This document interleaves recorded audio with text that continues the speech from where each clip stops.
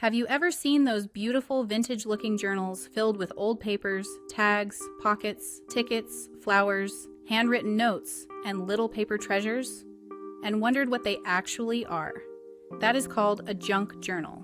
And despite the name, a junk journal is not junk at all. It is a creative, personal, handmade-style journal made from papers, images, scraps, memories, decorations, and anything that tells a story.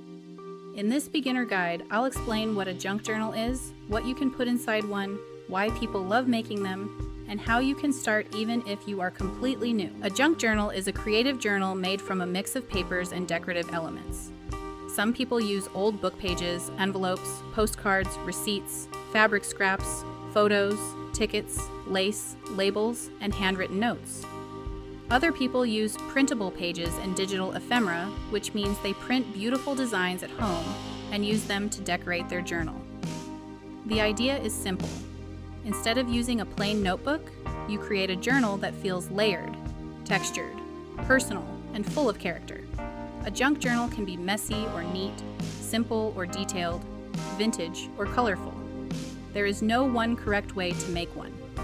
That is one of the reasons people love it so much. The word junk comes from the idea of using things that might otherwise be thrown away. Old envelopes, leftover paper, packaging, book pages, coffee-dyed paper, scraps from other projects, and little bits of everyday life can all become part of the journal. But today, junk journaling has grown into a much wider craft. Many people still love using recycled materials, but others enjoy using printable kits, themed papers, handmade embellishments, vintage-style images, and carefully chosen decorations. So when people say junk journal, they usually mean a creative paper journal that is built from many different pieces, textures, and layers. It is part journal, part scrapbook, part memory keeper, and part art project. One of the most fun parts of junk journaling is that you can put almost anything inside.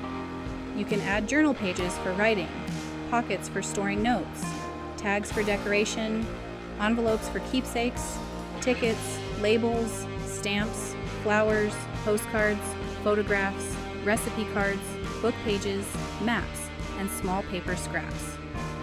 Some people also add fabric, lace, buttons, ribbons, charms, pressed flowers, or little hidden messages.